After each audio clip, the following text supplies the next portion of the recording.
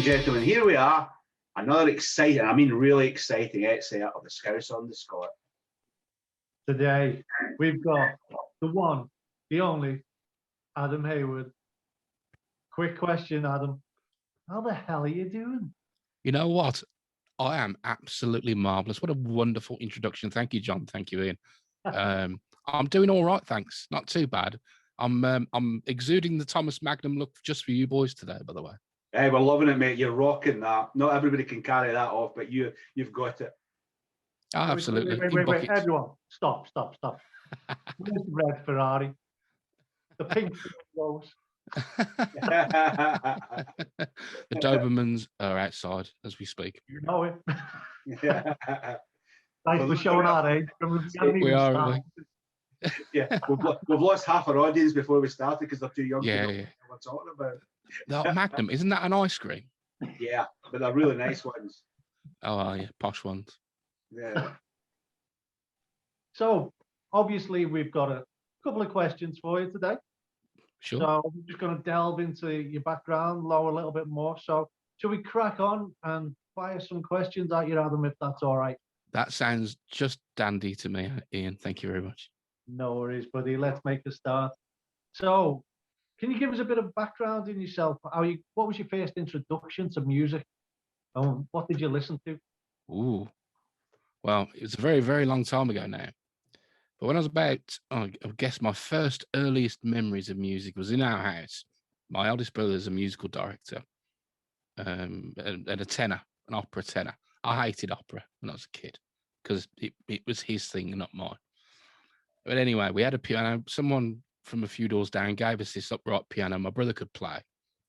So sort of during Christmas parties and sort of gatherings, family gatherings, we get the old Beatles songbooks out. And we do, the old Hey Jude, sort of probably really badly, I would imagine. But the Beatles really were like, for me, every time I hear a Beatles song now, it transforms me back to being sort of 3 to 4 years old again. And being allowed to use the record player at that age, where most 3 or 4 year olds now, you wouldn't let them anywhere near it. But for me, when we was kids, the record collection was there. We listened to records, we'd debate them, we'd study them. And this was all, I was like 5, 6 years old by the time I started standing on my own 2 feet in terms of music tastes. And had some really definitive ideas of what I liked. Wasn't always what my other 3 brothers enjoyed, but it's certainly what I enjoyed. And me and my friend, who I'm still friends with now, we used to put little radio shows together when I was sort of about 6, maybe 7 years old on cassettes. We recorded, and I always remember the intro, because you always have an intro song, don't you, when you do your imaginary radio stuff. Well, I did, and it was Man-Eater by Hall & Oates. Jeez. Every time we started the show. Now. Well, yeah, I've just thrown everything out now. My rock and metal credibility has just disappeared. But I'll stand by Hall & Oates very, very fastly. Yeah, so it was always that. But we used to do that sort of stuff. And then I guess music is just complete, from when I remember my mother telling me when I was a baby that I used to run around, not really pay much attention. But when the adverts came on with the music, I used to stop and watch and sing the adverts back to the TV. And then kind of like when it was finished, I wouldn't be interested in the TV show.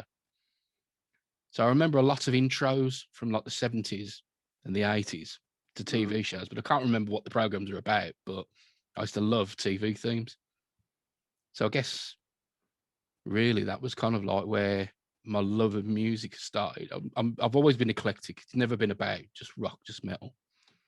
It's always been my personal tastes are just so varied. It's untrue, and that's how I am now.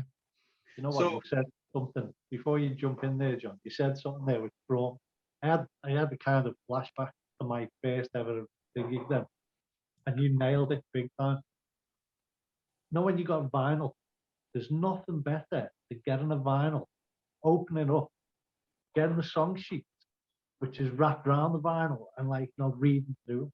Yeah. I know it's sad, but it's one of those where, like, my first album was Prince Shaman, Adam Hayward. Great album. Oh, mate, it was phenomenal. Kings of the Wild Frontier as well. That was a little... It's like, you know, and it was just like the whole album. I've got it. I've still kept it. It's still there. It's in perfect condition. And it's like, you know, it's the open up and stuff like that. And I bet, a little bit today. oh yeah, I bet you it'd be quite interesting. I bet you that's probably where you get your journalistic interest from, because you studied the sleeve notes. You knew who the engineer who mixed the album. Yeah. And because you read the notes like verbatim, cover to cover, as soon as you got that album, it was like studied. And you did. There was no phone distractions or something else going on. You completely immersed yourself into the music through the sleeve notes. It's the one thing that I hate, and I mean it. I mean, people might be shocked by this one, but you buy an MP3 off online, you get none of that. No. And nothing special about it. It's like, you know, you used to get a cassette tape, as you say, and you'd pull the sleeve out and it'd be like 30 feet, 2 meters virtually of like those song lyrics, like you're stretching it out, just trying to find the song that you want. And it is lost a little bit today. I tell you what, I can remember getting, I think it was a Black Sabbath Greatest Hits album. It was a double album. And in the middle, when you opened up, the gatefold, when you opened it up, there was actually a book in the middle, you know, like 20 pages or something. That, to me, that was Nirvana. That was just amazing. And pictures. But yeah, you're right, actually. And even to go further, it's like in China, it's their social media. If you want to find anything, it's all in the one place. So like if you've got a band, what they'll do is you'll get all the links over there. Whereas over here in the Western world, etc., you know, like it's like me if I'm doing my radio show and I try to find information. So you're on the Facebook page, then you have to link to the YouTube or the Spotify or the Bandcamp to piece together, if you don't get a bio or an EPK, but if you're trying to piece something together, it's not that easy. And that goes back to, like you said, Ian, or Adam, when we got the album and you opened it up and it was all there. And you're right, Adam, I could have told you at that time, every single person that did anything on that album. And the artwork was brilliant. That's what you just wanted. Yeah. How many Earth, Wind and Fire albums have you looked at and just looked into the color and the, you know, into that their amazing artwork that they had, and other bands of that period as well. You know, there's so many albums like Bat Out of Hell, for example, another great example of just incredible production and just amazing artwork. My cousin had that mural painted on his bedroom wall. I can remember at one point I had the album, the Bat Out of Hell album, and the actual vinyl was the same as the cover. It was a picture disc. It was unbelievable. Looked less so in a scratch, but it was a scratch to buggery, right enough. But and as for Earth, Wind and Fire, where I came from in Scotland, you just never looked at Earth, Wind and Fire for any reason. It was too soft. You'd have been killed. You'd have been killed at birth. Come on, that opener for September, that ding, ding, ding, ding, ding, ding, ding, ding. Great guitar work, brilliant stuff. Yeah, it is, but it's still no. Too soft for Scotland. Too soft for Scotland. You're made of sterner stuff up there, aren't you? So, Adam, just to go back to you talking there about what got you in. So, if you point at a couple of 2 or 3 people in the music industry, or musicians or whatever, what was it? And you could say it was that, and that, or them that got me interested in getting into the music business. Who would it be? Oh, well, that's a tough one because it's a difficult, technically speaking, if we're going by actually working, as in working, making a living in the music industry, that's only been of recent years. But in terms of, you know, aspiring, as it were, or developing a career, developing your niche, developing your place in this crazy world. Excuse me, there's a fly going around. It's doing my head in. For me, people that inspired me were producers like Quincy Jones, artists like Stevie Wonder. I've got an album by Quincy Jones, 1973, Girl, You've Got It Bad. It's classed as a jazz album. However, it's got some just incredible pieces of music on it. Dizzy Gillespie's Manteca, for example, features on that album. And it's just amazing. I love big production. I love as daft as it sounds, people like Mike Post, for example, who wrote the theme for Hill Street Blues. He wrote, what else did he write? About the Rockford Files. Oh, yeah. The pieces, you know, things like that. Those are the people that kind of got me very interested in music, to the point where it was kind of like, for me, it's an unstoppable force. It's an uncontrollable desire. It's something that I do not have any control over. I am completely about music. So everything that I do in my day, in my job, at home, all revolves around either listening or consuming stories or talking to people about music. So to answer your question directly about who are the figures that kind of influenced my decision to take this on as a career, it's difficult to pin that down, because when it's just in you to do it, it's hard. When you're right in the middle, because I'm still learning now. I'm still coming to this world with complete open heart and open mind and open eyes. That's why I listen to everything and anything, because it just means that the world is much bigger for me in terms of what I can see and hear. So a lot of artists that really, there's been a few people in these last few years that have really made a big difference in my life, and one of them was probably Toby Jepson from Wayward Sons. He's a friend of mine. And another one is Bruce Dickinson from Little Angels. And they kind of, pair of them kind of encouraged me to do a master's degree, which I never thought I'd do. So for me, with them, it was, those guys have been pretty pivotal in terms of my decision making in the last few years. But there's a ton of other people as well, which have been just amazing. The first ever interview I ever did was 20 odd years ago. It was with Roy Ayers, a famous jazz musician. From him onward, it's kind of like just been, I just want to talk to lots of people about music, because it's something that completely interests me. Drives everybody else crackers, but it interests me. Do you know what? But again, this is the one thing, and Ian will tell me if I'm wrong here, but the one thing that everybody we've spoken to on this show, every one of them's had that passion for whatever it is they do in it. The music's at the background, the music's a spine up the middle, but whatever they do, whether they're producers, you know, whether they're musicians, whether they're like yourself, or whether they're like me, even on the management side of things, it's that passion, and you're right, it's spot on. That's what drives us all, I'd like to think. You know, just thinking about it, Ian, we've taken a chance here, haven't we, mate? We've thrown ourselves into our lives. I never thought of this. Me and you are amateurs at this, and we're professional. This is not fair. Shouldn't we have a handicap like golf? Well, we have, mate. I am that person. I'm the Scouser. Well, I'm not much better as a Scot, am I? Oh my goodness. Keep it clean. I am editing it. It's a family show.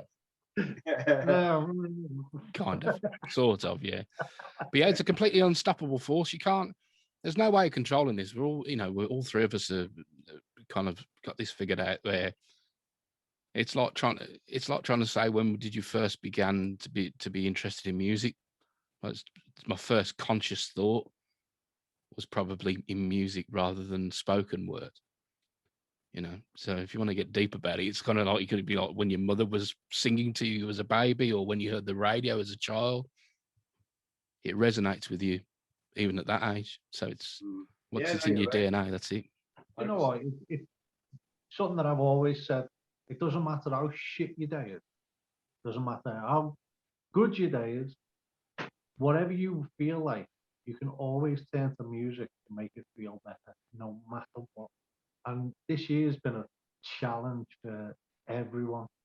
And you know, some of the music that's come out this year has been phenomenal already. And yeah, there's been loads. And this isn't from like, you know, I'm going to sound patronizing a little bit here, like, but it's one of them where it's not about the major artists, like, you know, your old bands like the Stones and stuff like that.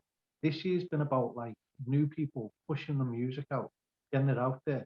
because it needs that new, fresh blood. And that's helped everyone get through. And tell you what, I am really hoping that 2021, depending on what news comes out today from the government, like, you know what I mean? But we're hoping that, like, you know, by the end of it, we're going to be back to normal. We're going to be out gigging. We're going to be out being able to, like, play shows and stuff like that. But That'd as be you say, marvelous. music makes people want to dance. It changes your mood to something good. Even makes you drive quicker. It does, yeah. I stopped listening to Rage Against the Machine because apparently it made me aggressive behind the wheel. I have no idea what that means, but yeah, it's totally. But you're dead right. The music that's coming out now, I think what lockdown has certainly shown in terms of musicians is that whatever you're thrown at them, they come back fighting, and they come back with their response isn't to cower away and lock away their instruments. Is actually to find new ways to innovate and to get their music out there to their audience, to reach their audience through either their album sales or whether through live streaming or something like that. But certainly now it's proven that for sure.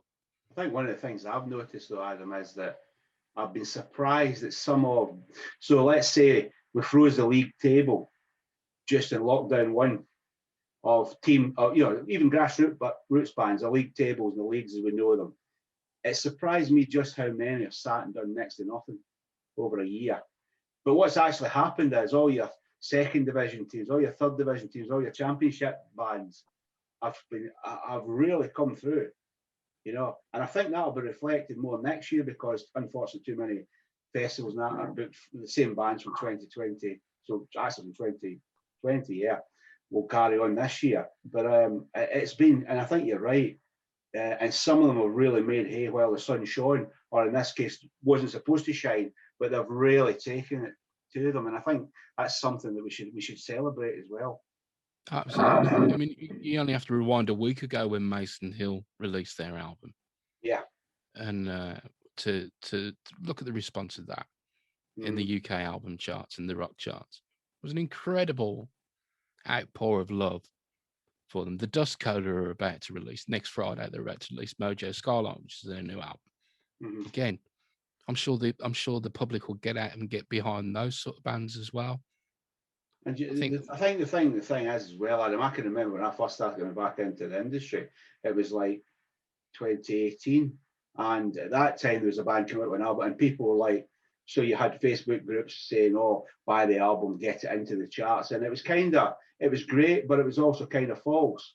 I think the thing with Mason Hill and Dust Code and that is, it's actually just been driven because it's bloody good music. It's brilliant. Yeah. The product's there, isn't it? That's the difference, I think.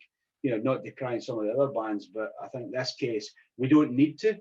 And I think the other thing is that people, because of lockdown, have got much more aware of just how much we can do and should do to support the music business. And that's why that's why Ian and I started this, and that's why we brought you on to talk about your expertise to try and help out to level the playing fields, if you like. We have to make things easier.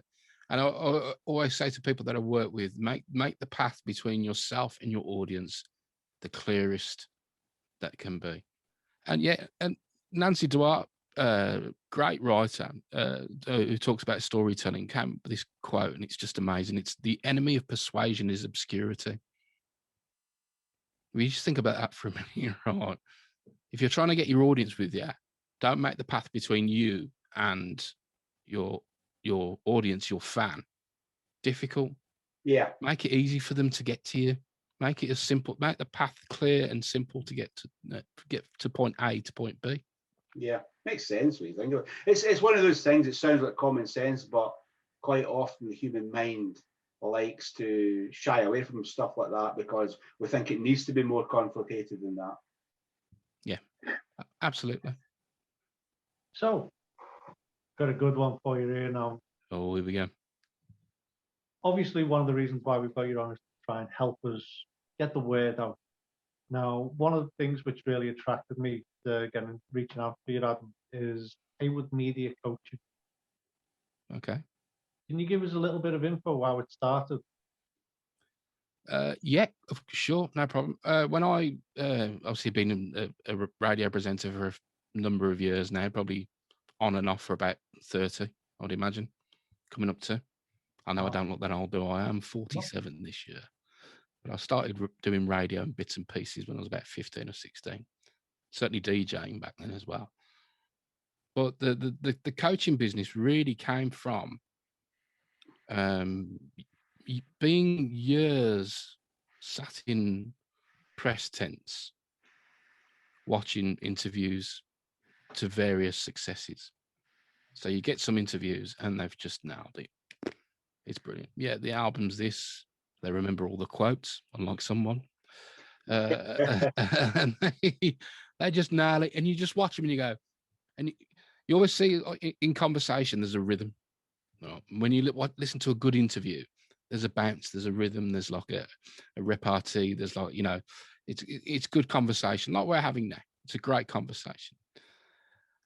And I also saw some absolute horrors in these press tents, and it kind of like got a cog going. It was like, and it happened to me once, and I won't say where it was or who was involved, but the interview was bad, to say the least. They were, I'm not going to say I can't really allude to it, but all I was to say was, out of the hundreds I've ever done, probably getting on towards thousands now, it's probably the worst one I've ever experienced, and it wasn't my fault or of my doing, which was, I'm happy to say. But instead of walking away from it going, that was a car crash, I'm never going to use it, moan, I thought, what can I get from this situation? What can I understand from this? They might not know how to do an interview, or might not have had someone that says, when you go into an interview, these are the things that you need to remember to do, or help them. So I had this idea floating around just for a bit. Then someone said to me, would you like to come to our college and do a talk about interviews and interviewing? And it hasn't happened yet. This was like 2 years ago. It still hasn't happened now. And it was because I got to that point and I thought, well, I can say what I've done, but I've got no credentials as such. When you do a job for a long time, the only thing you have is your experience, which is hugely important. But sometimes it's nice to have that little bit of polish on top of it. So as I said to you earlier on, I was chatting with Toby and chatting with Bruce.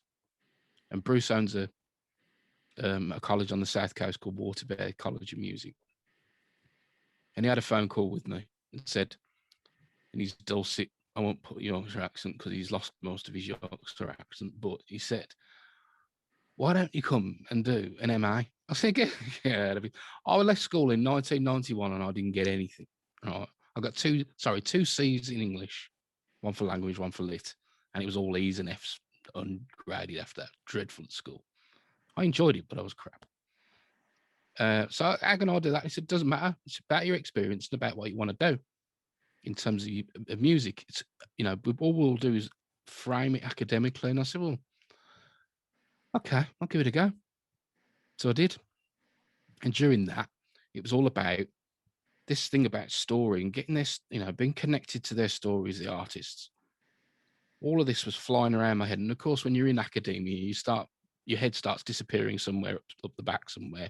And you go down a rabbit hole of thinking, and which is exactly where I went. And I'm so happy I did, because while I was in that rabbit hole and reading the works of other people, like Plato and Aristotle and all these philosophers and thinkers, mathematicians, weirdos, all that sort of thing, lots of different authors of all kinds of people, I kind of come onto this thing about story, and I thought, I bet that is the thing that these artists have forgotten about, because story is so ingrained into our DNA. It's something like 2600 BC is the poems of Gilgamesh, which is the earliest written text in human history. Even then, they were telling stories in exactly the same way as we are now. So it's so much ingrained in our DNA, we kind of take it for granted. Same as music. Music gets you emotionally moved, but you don't understand why. It just does. Story is exactly the same. So when we come to the mechanics of story and connecting our emotional tissue to it, as it were, we've forgotten. We've completely forgotten. We don't know why we buy that particular brand of washing up liquid, because when hands do dishes, they can be soft as your face, and you know, little things like that. You go into autopilot, and you just forget what the mechanics of that were. So when artists were trying to do these interviews, I was thinking, they're talking, some of them, not all of them, because a lot of them are great, but there are a few that lost their way in their interview because they didn't know what their story was really, or how to talk about it, or how to convey it. So I came up with this very loose plan of creating a business which would help artists reconnect with their stories. And then I looked at their bios, and then I realized what the problem was.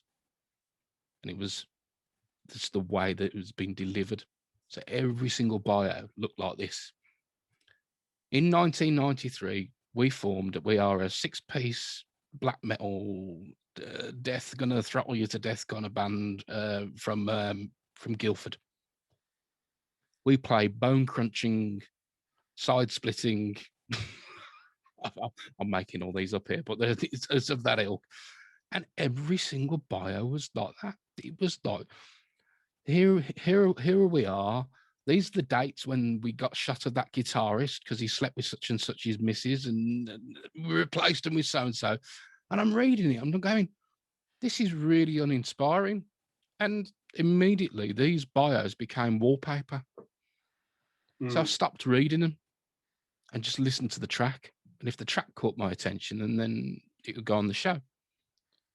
And I thought, well, how can I help artists connect to their stories again? And I thought, well, if I can get them, rewind them a little bit back from the interview stage and actually getting them to their story, to the central piece, they learn a lot more about themselves and each other as a band. But they also learn how to communicate with the outside world again properly, on that emotional connectivity, on that sort of basic emotional level, because stories are all the same. They're all pretty much the same. They have the hero. They have the hero's journey, as it were. And they have the risk. They have the adversity. They have the triumph. They have the moments of, the moment when he's like, oh, they're going to make it. Oh, yes, they're going to make it. And when you're invested as a fan in that journey, like I am with Star Wars, for example, as you can tell behind me, there's a Death Star up here. You're completely in it. You want it. You want them to win. You're with them. You're supporting them. You're like me. You're 47 years old and still buying Star Wars merchandise, and you're just invested.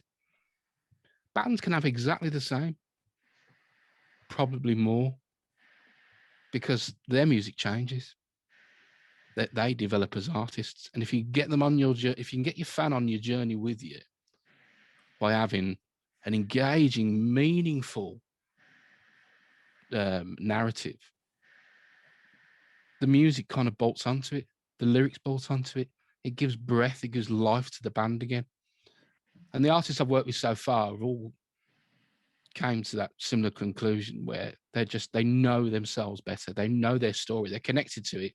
And because they're connected to it, when they come in front of guys like us, they've got it. Any question that's a little bit tricky, back to the buyer. So it's almost like muscle memory then. So instead of having to think about it, they're just reacting because they actually know themselves that well, because they've been reconnected to the backstory. Absolutely. When you've written it, when you're invested in it, and you've written it, you're going to know it back to front. And you're less likely to fall down and go down that rabbit hole like you spoke about before. Absolutely. Stay on point. Your management will love you because you'll mention the album, where you can get it, where you can go and buy the T-shirts, where you can go and buy the tickets for when we can go back to live gigs again. And they'll just go back to that. And half the time when they're sat there and they're saying something stupid or something that could cause a problem, it's because they've lost their way. They lost their thread in the conversation. So the story is there. It's almost like a comfort blanket. So we work on these stories together. We argue over words and sentence structure. And the whole band gets involved. Bass player and the drummer even, surprisingly enough. It must be good. But yeah, that was part of the neither was it either. Well, that was part of the reason as well, because I watch interviews, and you see the singer and the guitarist, bum, bum, bum, bum, bum, bum, bum. So what about the drummer? He's laughing. That's exactly what happened. Yeah. Or what the bass player? Nothing to say, because they didn't write the songs. Yeah. But they are invested. They had to come to the song before everybody else did, in terms of the fans. So they have a unique connection to it. They didn't write the lyrics or write the music specifically, but they certainly put the groove in there, and they certainly contributed to the overall performance of that track on the album. So they do have a connection to it, and it's often enough for me. It's about showing people like that they have a vested interest in doing this as well. They're invested in the process, which makes it easier. That's something that jumped out at me, and I've actually written it. Well, I've actually got it printed here, so I don't misquote you. But it really piqued my interest in talking to you as well, Adam. So on your webpage, your pledge and commitment to your client is that you will walk along with them in their journey and jointly experience a narrative that threads their very existence as a performer. I thought that spoke really eloquently. It spoke directly to me. Can you give us examples of your process and the challenges that the artists face from that? And yourself? No, it's a big Masonic secret, and if I told you, I'd have to kill you. Yeah, that's all right. I'm just kidding. We'll keep it between us three. Just scratch there, and let's give my thumbprints there. And all wait, watch out! He has got a Ferrari, flamingos, and 2 Dobermans outside, John. He's not messing around. I've grilled the flamingos for this weekend's barbecue. I've just lost all of those vegans now. I've never mind. No, well. But yeah, walking along with them on their journey. So the process is pretty straightforward. I'd say straightforward. It's as complicated, really, as the individuals are. So no session in this particular part of the work that I do, because there's other bits that I do as well. But in terms of the biography workshop that I run, it's a gloves off, straight in, no holds barred, safe zone to talk. So the conversation that we have on Zoom is completely confidential. And I tell them that from the beginning. Whatever we say in here, whatever we share, will never be shared anywhere else. Because this is your opportunity to speak from the heart and from the truth. Because this story needs to be a version of the truth, or a version of the truth that you're prepared to give publicly. So we have that honest conversation usually, which is then kind of followed by the shoulders dropping, because they realize part of the problem of been addressing these things is that people come with a natural defense. So my first thing to do is to put their mind at rest and say, look, it's completely safe. I'm not going to talk about this, no specifics to anyone else. And it's a safe place. But what we do is we look at the story, or we try and understand at first who they are as people, who they are as artists, not in the biblical definitive point where they go, we're black metal, we're, speed metal, we're R&B, we're whatever. I'm not talking about that. I'm talking about them as performers and about as songwriters and as musicians. And we do it in 3 stages. I've actually got them right up in front of me here, which is very, very useful. So what we do, the process is like this. I always use a pen to illustrate this point, right? Where I'll meet you at this biography is right now. Where are you at this minute? Right? Don't tell me anything else. Don't tell me you're a 4-piece alternative metal band from Staines, because I don't want to know. I'm not interested. Just tell me where you are right this minute as musicians. What are you here to do? You're here to sell an album. Great. Got this great new album coming out. It's really, really exciting.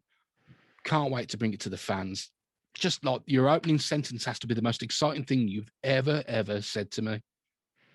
Make it so big, so bold, jump off the page and grab me by the shirt collars and really, really pull me in. That first sentence is the most important thing you'll ever say to me. So let's do that now. Bang, we're there. Now you've got my attention. I want you to rewind the clock a bit to a certain point. Right. Usually when you decided to make this album, and show me the journey of how you got back to here. Show me what that looks like. I want to see everything. Most people at the minute, the biggest challenge is actually getting into a studio together, getting into writing together. It's almost like, even down to the latency of Zoom, which has caused massive problems these last 12 months for people, because they can't rehearse over Zoom because there's a delay.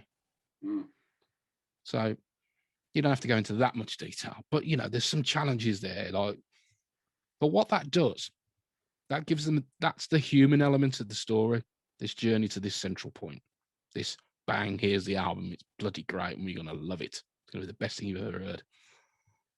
So this journey here is all about showing me your underbelly, your soft side a little bit, not too much. It's not an X Factor sub story, but just give me some reveal of yourself a little bit. Tell me how hard you've worked to get to this, right? Because if it's come to you easy, people don't want it, because anyone can do it. But if you absolutely sweated, cried, just, blood, sweat and tears, literally, to that point, I want to know what that feels like. I want you to take me on that journey, to show me that narrative, get me excited. I always say, invite me, excite me, ignite me. Those three phrases. And if you don't do any of those three within that first bit I've just mentioned, then we need to go back and do it again until you get me. So once you've gone back to that central point, here we are again. Mention the band's name, mention the album, mention the date it's going to be released, mention how great it is, mention how exciting it's been to make it. Can't wait. And then is the call to action, is the hero's journey. This is the point where the hero's journey, where you join them as a fan. And now we want you, the fans, to come with us on this part of the journey.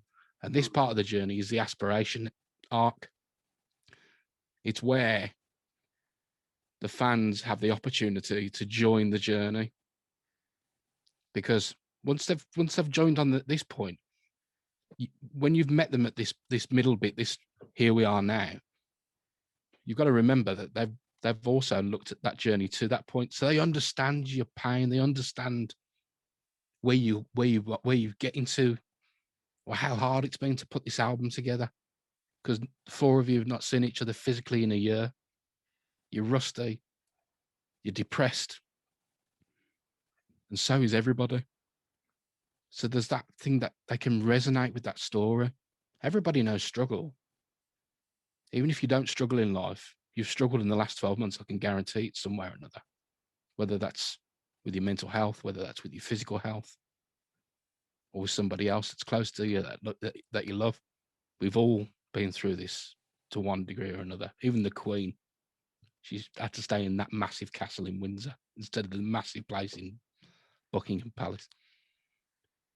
But yeah, so when we go to the future, when we spring forward, this is your call to action, fans.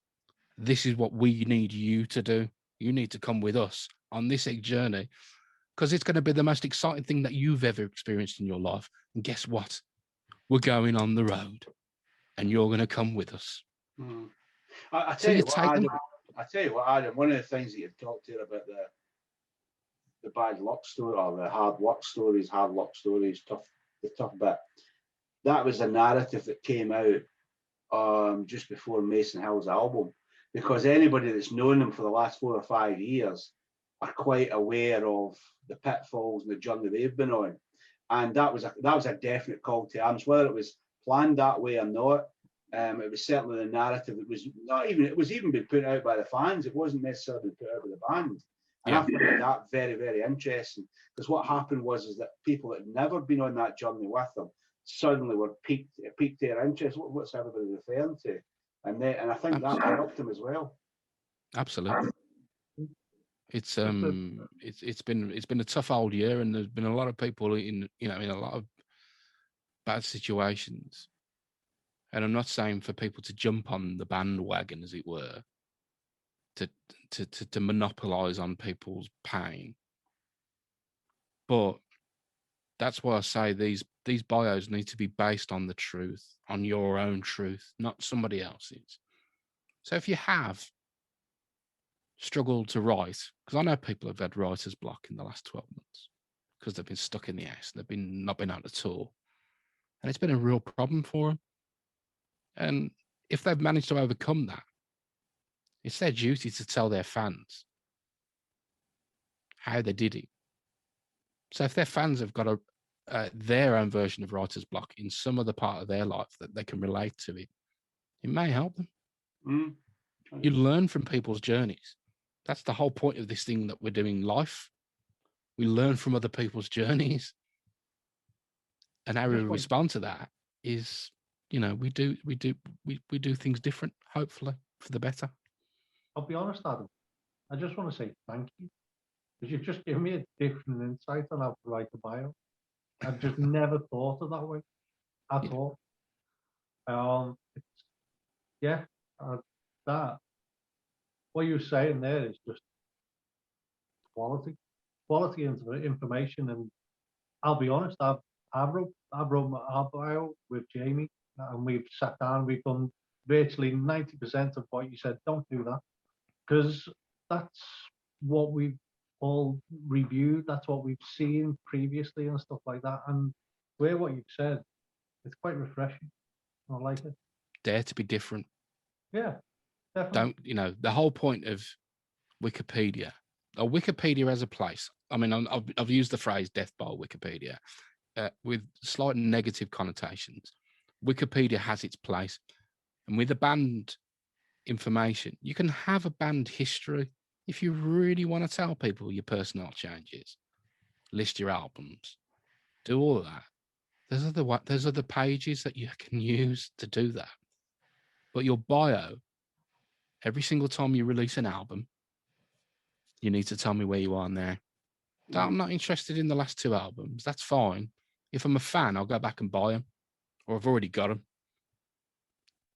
But someone said to me a few weeks ago, but if I don't put what we are, how will they know what we are? Well, I said, Bob, look, by the time they've come to this point, right, they're with you now, right?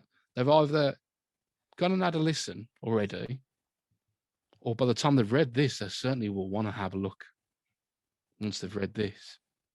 Once you've grabbed them with your story, they'll definitely want to have a look.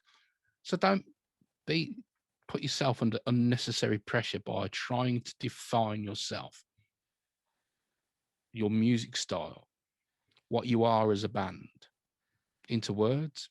Let the music do that. Don't stress yourself, because a lot of bands are, they struggle writing more stuff because they think, I've got to be I'm a symphonic metal band. I've got to play symphonic metal. So what they'll do is they'll find bands that's of a similar genre, look at their bio and half-inch most of it, and cookie cut it. Because I get them all the time for my radio show, when people send stuff through. I'm like, I don't even. Do you know what? I don't bother reading the damn things. I make up my mind myself. I'll go in and I'll get the thing as 4-piece band for Cambridgeshire, been around since 2016, and then I'll tell the listeners how they make me feel. The music, and that's because everybody's EPK is more or less the bloody same. You're right. It's spot. I never even gave it a thought, and I've probably been guilty of saying to some of my bands, "There's a good one there. Have a look at that. Shape yours like it." I have. When I think about it, I've done that. Yeah, we've all done it. Everybody's done it. Yeah. And the thing is, what I'm trying to put across here, the service that I'm providing. I'm not pioneering anything. This isn't nothing. This isn't anything new. This is something that's been going on since, like I said, those early recordings. They've been around since 1990 something. So they've got a career. But how do you want to be remembered by your audience? How do you want How do you want to connect with your fans? Because at the minute, it's difficult because they're on the other side of a screen. And it might be like that for quite some time yet. I'm hoping it won't be, but it possibly could be in real terms. So connect with the story. Obviously, this goes out to everyone, and everyone who we hope watches it are like band related anyway. So any bands who are watching this, what advice would you give them? And what services can you offer? Well, I do every week. I open my doors for a couple of days in the week, normally a Monday or a Tuesday. Depends on what my diary is looking like that week. But I open up and I do 30-minute consultations. So the band will come to me. I'll get them to read the articles that I've published recently, just to get an idea about what we're about. And within those 30 minutes, we try and determine exactly what it is they need that what I can help them with. So they need to come with an idea of what the problem is, or what would they like to achieve, what would they like to see. And it's not like, yeah, I want to change my bio and then sell 600,000 albums, because it doesn't happen that way. The story is part of the puzzle. It's not the sum of it; it's part of it. But so within those 30 minutes, we try and get an understanding of exactly the best way I can service them as a client. What can I do to help you? What is it you need help with? Is it your bio? Is it you connecting to it? I mean, these are all assumptions here because everybody's different that comes to me. But within those 30 minutes, which I don't charge for, because I need to understand people better. And the way I understand people better is by having conversations with lots of people. So it helps me to understand the people that I'm working with. But it also gives them the opportunity to really, really tell me what's going on. What is it that's causing them the problem with, particularly with this bio at the minute? Why can't they write it? What are they struggling with? Often or not, they're just, you know what? I thought I knew what I was about, but I really don't know. When I've come to write it, I've stood there in front of this page with a blank piece of paper and a pen, and I can't even get the first sentence down. And I go, right then, why can't we get the first sentence down? What is it that's, well, I just don't know where to start. Right then, okay, you don't know where to start. Okay. So let's have a look at the story again. So I take them through the pen analogy, and we talk about that. And we open things up and open the dialogue up. And then if they want to carry on with the work, then they're more than welcome to, and we'll book time in, and then they become a client. But if at that point it's not for them, or they're not quite ready for that kind of work yet, that's absolutely fine. There's no pressure to buy, no pressure to spend any more time than that 30 minutes with me. The door is open. If they want to come back, they can come back. It's fine. That's cool. That's pretty much it, really. I mean, the other thing is, obviously, you're a DJ in MMH, which is cool. Yeah. So you understand the music industry, you present music, etc., etc. I assume also that pre-COVID lockdown, you went to gigs, and whether it would be signed or unsigned bands. If I asked you, if you could change one thing pre-COVID, post-COVID, as far as the grassroots music scene's concerned, what are you hoping for? What do you hope will have happened in that year and a bit or year and a half's time that would improve the grassroots scene? Well, attendance would be the big one, really, wouldn't it? I have this romantic notion in my head that once lockdown is over and we all start going to gigs again, that suddenly you'll realize the gift of what a night out is. The gift of standing in an audience, being immersed in somebody's creativity and having that oneness with everybody else again. We've forgotten it. We've almost forgotten it at this moment. But when it comes back, the promise of it at the minute is so tantalizing. It's so appealing that I really do hope that when the music industry it's still going, it's still happening to some level, to degree, but when it opens up again and when we can actually go back to some sort of live performance, I hope people will respond in terms of attending, in terms of putting their money in their hand in their pocket, going to gigs. You know, the gig when you get halfway in the week on a Tuesday or Wednesday, and someone goes, "There's a good gig tonight." You say, "Oh, I can't be bothered. Too tired." Mm. Well, what I hope will be like, yeah, let's go. Let's do it. You go there, you pay your entrance fee, you buy your merchandise, you go and really enjoy the band, and you support your artists that way.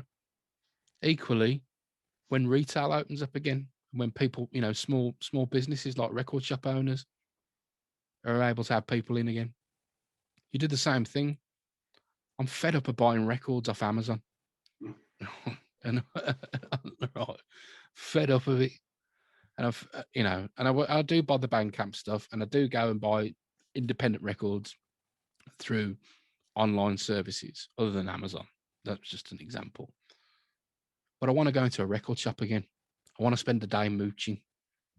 I want to go through those things and giving people, you know, spending your money in these places with artists as well, you know, with their merchandise, with their, you know, with their ticket sales, their tours, supporting the tours. I really hope people appreciate what's been taken away from them when they come back. You know, we've had live music robbed from us by this virus. Let's hope when it's given back to us that we treat it with a little more respect and a little more less blasé about it. And put a real value on it. Absolutely, yeah. Take it for what was before, what had quickly become a byproduct, a background noise, very little worth in a lot of cases, to a lot of people that we need. Yeah, preach it, brother, preach it. I hope people just turn up to the opening of an envelope. It's going to be like that. Mm. You know, everyone's going, "Oh, there's a gig on tonight. Where is it?" Oh, we're there. We're going. I suspect what will happen eventually is that it will go back to the way it was. But for at least a year, maybe longer, let's have a golden age of live music. Let's have that moment when we stand in a field, half soaked in cider, singing along to your favourite bands, looking across at the smiling faces to each other and just going, "Yeah, man, we are here, we are one." Content. Not a consent. Yeah. Just I'm actually at this point, I'm getting, you know, teary eyed thinking about. I remember once there was a guy at an Iron Maiden gig. He was sat in front of me whilst Trivium were on, reading the newspaper. I even missed that. Do you know what I'm going to do? The first gig I get to, I'm going to look for the biggest guy in the place and say, "You can come and stand right in front of me, mate." And I'm not going to say no, he can't. As a 5'7" man, I absolutely disagree, John. I can get to the back this time round. Really? We can do it in height. We can do it in height descent. So the tallest people stand at the back, the shortest at the front. I'll see you at the barrier. Tightest that. I'll be right at the back. Sort that. I'll be somewhere in the middle. Oh well, we'll all be there. That's the point, though, isn't it? Yeah, that's the important thing. 100%. Definitely. Oh, and the beer price you could do with knocking down a little bit as well at these O2 academies and whatnot, because you know £6 a pint is not on. Well, listen, mate, you just need to go to the Patriot in South Wales because you see great bands there, and it's £2.50 a pint, and I'm not kidding. £2.50 a pint. Lovely. Yeah, definitely on that one. So, what does the short term, medium term, long term future hold for Hayward Media? Short term, keep having the conversations, keep learning, keep those lines of dialogue with artists going.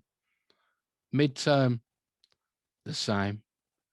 And long-term, the ambition is to continue to do the same as well. It's to continue this conversation of getting people to reconnect to their stories again. Because once you've done it for one person, it's irresistible to carry. It's irresistible not to carry it on, because you see the benefits and just the way that people change the way they view themselves as artists again. We need to breathe life into this industry, and it's like, for me, to ask me whether I would be seeing myself doing this in 12 months, I can see myself doing this for the rest of my life because it's that important to me. This service is just, for me, is the most important thing in my life. And that's really cool. Now let's fast forward straight into the future, the distant future, and you're looking back. You sat there with the great grandkids or whatever, and you're looking back, and somebody says to you, "What are you proudest of?" What would etc. So this is Adam Hayward here we're talking about, not Hayward Media or any specific part. What would success look like for you? Success is a profoundly personal experience, isn't it? Because you can't really measure it. I've been in a job where I've tried to measure it and got bloody miserable about it. But I feel as happy as I'm ever going to be right now at this moment, talking to you boys. This is as good as it gets for me. If it doesn't get any better than this, that's absolutely fine. I'm cool with that, because I've got great clients. I'm having a great conversation here with you, and I wake up in the morning. I do exactly what I want to do, and that's help people, and I do that every day. So when in 20 or 30 years' time, and I'm still doing that, that'll be my most successful and happiest moment, is that I've managed to be able to help all of these people. That's the measure of success, is by watching other people not only succeed in their careers, but succeed as people, to connect with each other, to have a better relationship with each other in a band. Those are the things that make me the most proud. When people say things like, "You helped us reconnect again."